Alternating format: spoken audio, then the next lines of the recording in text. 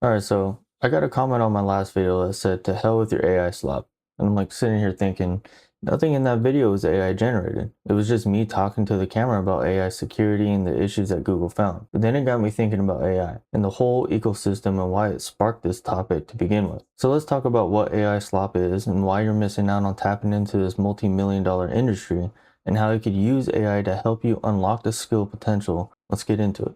In the world of AI right now, you're gonna have people who look at your product, your content, and the things you put out there, and if you use AI, they're gonna call it slop. But what is it? AI slop is considered low effort content or products. It's not bound to that definition, but it's a good baseline. I want to talk about how that doesn't mean you need to stop doing what you're doing. It doesn't mean to give up. It doesn't mean to use AI less. It means you improve and adapt, because here's what's actually happening. These companies that develop the models, OpenAI, Anthropic, DeepSeek, and Google, they all came up with this idea to make working easier, making developing easier, and removing the need to constantly be working. They want to balance the work life.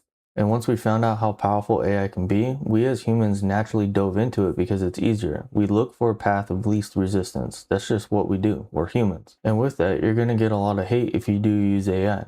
AI can't do this, AI can't do that. It's not secure. It doesn't know how to handle a database. A lot of that was true 2 years ago. Some of it's still true now, but it's not really the case anymore. I mean, it's much better than it was 6 months ago. But the whole point of this is I wanted to touch on what it actually means to use AI. So everybody's heard of it, vibe coding, right? Telling AI, I want to build this product and then set it and forget it and hope that it comes up with something clean that you could sell or make money with. But no one really sits there and thinks logically about using AI as a developer, as someone who's learning to develop, or someone who's going through the different layers of becoming one. Or maybe you're a startup founder or starting your own business. No one really looks at AI and says this can help, except for the people that are actually doing it. And any outsider looking in immediately writes you off as someone who doesn't know what they're doing because AI is AI. And you shouldn't need to use AI if you know how to code. Or if you know how to run a business, you shouldn't need AI. But at the end of the day, think about it. Firefighters are using AI. Police departments are using AI. They're using drones, facial recognition, being able to detect things at crime scenes with AI, detecting fires, locating things. People who are nowhere near developers or in the coding environment are using AI.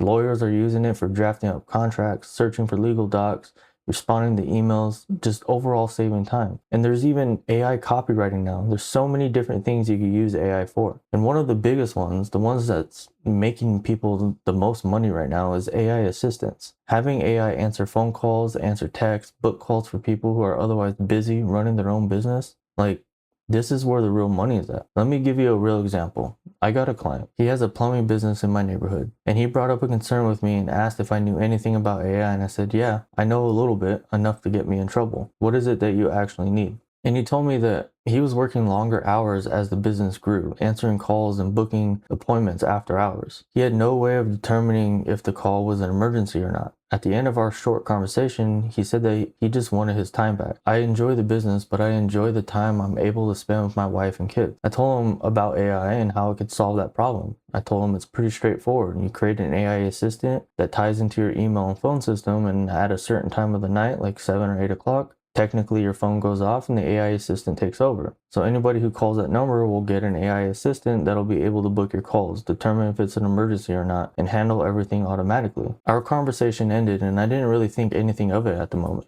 I wasn't trying to sell anything or even take on more work. I told him, spend a night doing research and let me know what you think. He ended up hiring me as a consultant and asked me if I would help set up and maintain it. Like, that's the kind of stuff people are missing out on when they chalk AI up to no good autocompletes. AI isn't good enough, or AI isn't this. Well, it's pretty damn good. You know, it wouldn't be a multi-million-dollar business like everyone likes to talk about. Like Vapi and Bland AI, those wouldn't be multi-million-dollar business if AI wasn't good.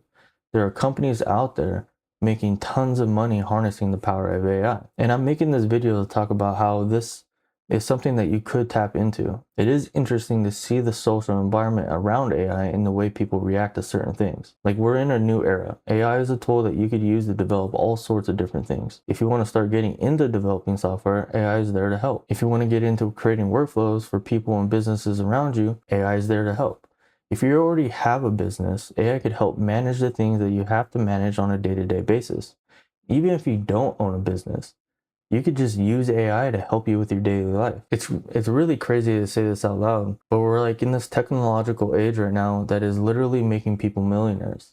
And there are people out there too afraid to embrace this new technology. Like, why can't AI make your life better? What is it about AI that is making you afraid? Let's start a discussion. I think this is a really good one. I think we need to start thinking about how we can find value in using AI in our business and use it to get our time back. I want to end with this. There's a concept that your life is dealt 500,000 chips. That's it. Every hour you're forced to place one down and you're never going to get it back. So how are you betting? How are you spending your chips on things that return nothing? Or are you investing them into systems, skills, and leverage that pay you back for the rest of your life?